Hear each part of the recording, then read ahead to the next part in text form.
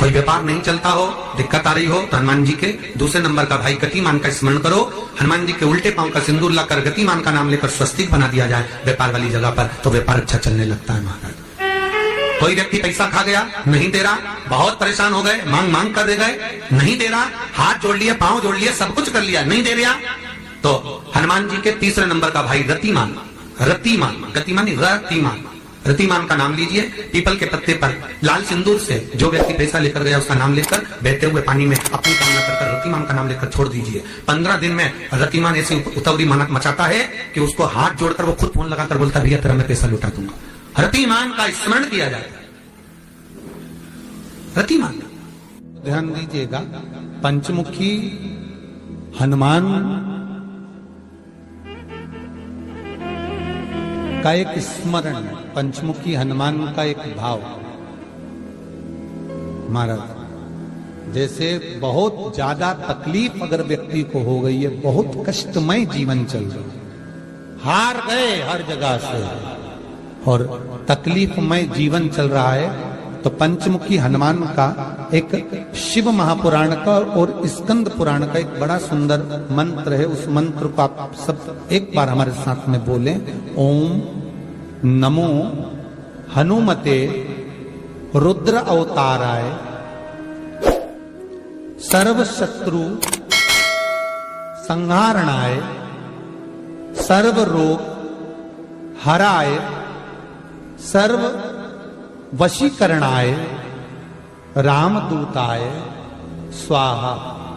बस इस मंत्र को हाथ में काली तिल लेकर, एक जौ लेकर और गूगल लेकर, थोड़ा सा इसमें गाय का घी डालकर, कंडे को या अग्नि को जलाकर इस मंत्र का 11 बार 21 बार जाप कर कर अपनी कामना कर कर छोड़ दीजिए। कैसा भी रोग हो, बीमारी हो, कष्ट हो, दुख हो, तकलीफ हो, 21 दिन के अंदर वो आनंद आना प्रारंभ कर देता है। इस मंत्र, स्कंद पुराण का, शिव महापुराण का यह मंत्र मूल पंचमुखी हनुमान सुख देंगे। और एक और चीज याद रखिए महाराज, यदि कोई काम के लिए जा रहे हो, कोई व्यापार के लिए जा रहे हो या नौकरी करने के लिए जा रहे हो और लगी नहीं रही, बहुत तकलीफ पा रहे हो, सर्विस ही नहीं लग रही, बहुत कष्टमय हो गया, तो निवेदन करूंगा 5 पीपल के पत्ते पर बेसन के 5 लड्डू घर में बने हुए, गाय के घी के 5 लड्डू रख लो।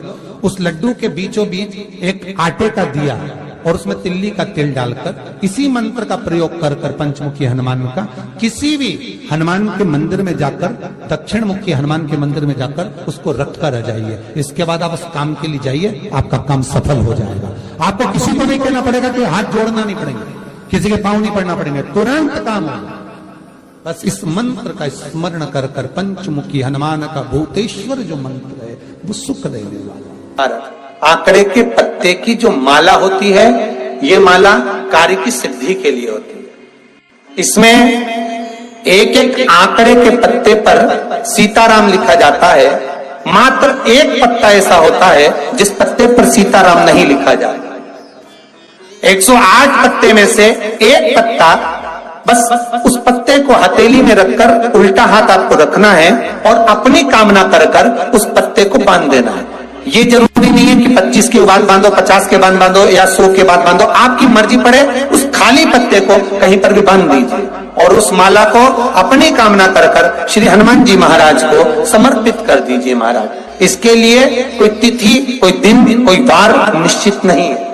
बस ये माला जब हनुमान जी को चढ़ जाए तब एक घी का और एक तेल का दिया हनुमान जी के सम्मुख में लंबी बाती का लगा देना महाराज, और अपनी कामना कर कर आप आ जाइए। आपकी वो कामना 2.5 महीना या 3 महीना, इससे ज्यादा नहीं जाएगा, वो कामना बाबा पूरी करेगा। क्योंकि शिव और हनुमान ये सब एक ही स्वरूप है। आपको कहा था हनुमान जी 6 भाई हैं। कितने भाई हैं? 6। हनुमान, गतिमान, केतुमान, रतिमान, मतिमान, सेतुमान, ऐसे हनुमान जी 6 भाई।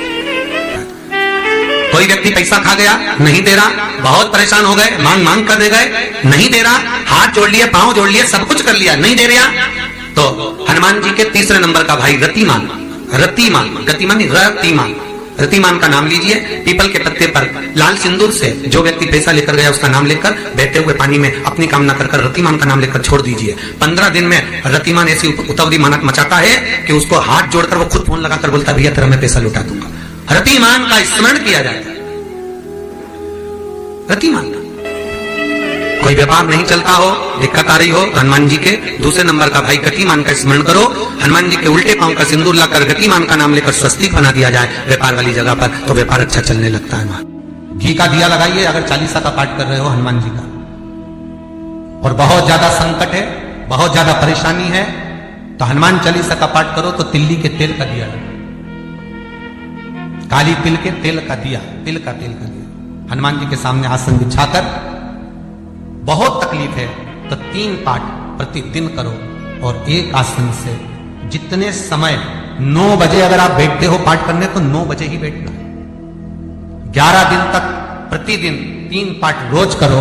एक पानी का लोटा, कलश, तांबे का जल अर्थात तांबे का लोटा हो, स्टील का लोटा हो, तुम्हारे पास जो कलश हो उसमें जल भरकर, एक सिक्का उसमें पटक कर, एक लौंग पटक कर प्लेट से ढक कर रख दो और प्रतिदिन बस टाइम पर बैठकर पाठ करो।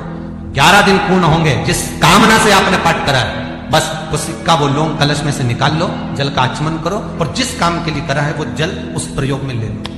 उस प्रयोग, किसी से बात करने जाना है तो वो जल पी कर जाइए, कोई से हाथ मिलाना है तो वो सिक्का, वो लौंग अपने हाथ में रखिए, अपने साथ रखिए। कई लोग कहते हैं हम तो बहुत दिनों से हनुमान चालीसा पढ़ रहे हैं, हम बहुत समय से राम रक्षा स्तोत्र का पाठ कर रहे हैं, हम बहुत समय से ये कर, अरे तो उसको नियम से तो करो। हनुमान चालीसा का प्राकट्य केवल एक दिल से की गई स्तुति, हनुमान जी महाराज की स्तुति, राम जी महाराज की स्तुति तुलसीदास जी ने केवल दिल से करी, केवल मन से। और ये नहीं कहते हनुमान चालीसा पढ़ोगे तभी भगवान, नहीं, आप दिल से अगर भगवान को पुकार लीजिए, आप दिल से पुकारो उसको, वो आएगा, वो प्राप्त होगा और मिलेगा। उसके मिलन में देरी नहीं हो सकती महाराज, उसके मिलने में कोई चूक नहीं हो सकती, बस मन से पुकारो। चढ़ाओ एक लोटा जल। कभी कभी अगर ऐसा लगे जीवन में कि दुख बहुत ज्यादा आ गया है, बहुत तकलीफ आ गई है, तो लाल चंदन को घिसकर उस लाल चंदन का लेपन भगवान शंकर पर कर फिर पानी चढ़ाओ। अगर कोई संकट भारी है और निकट भारी, जैसे किसी नारी का गर्भ नहीं ठहर रहा, 15 साल हो गए, 20 साल हो गए, 25 साल, जैसे इसने लिखा एक माता ने कि 18 साल की बेटी हो गई थी पर संतान में पुत्र नहीं, तो उसने भाव से कथा सुनी।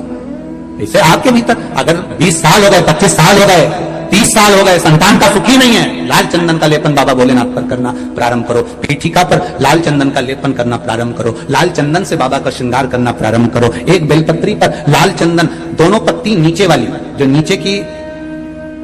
नीचे की जो 2 पत्ती होती है इस पे लाल चंदन और बीच वाली पत्ती पर पीला चंदन लगाकर बाबा के शिवलिंग को समर्पित करिए, बाबा से प्रार्थना करिए, रोज प्रार्थना करो। परंतु एक बात का स्मरण रहे, 25 साल हो गए, 20 साल हो गए, 30 साल हो गए, संतान नहीं, तो पहले जल से अभिषेक कराना, अभिषेक कराकर उस जल का आचमन करने के बाद हाथ को खासा करना, धोना, उसके बाद में फिर वापिस बाबा का स्नान कराओ, फिर चंदन का लेपन कराओ, फिर एक लोटा जल चढ़ाकर बाबा का स्नान कराओ। बाबा का बड़ा सुंदर भाव से लाल चंदन से जो अभिषेक करता है, बाबा को लेपन कर फिर जल चढ़ समर्पित करता है, निश्चित है उसकी गोदी मेरा देव अधिदेव महादेव जरूर बढ़ता है। निश्चितता है, निश्चितता है।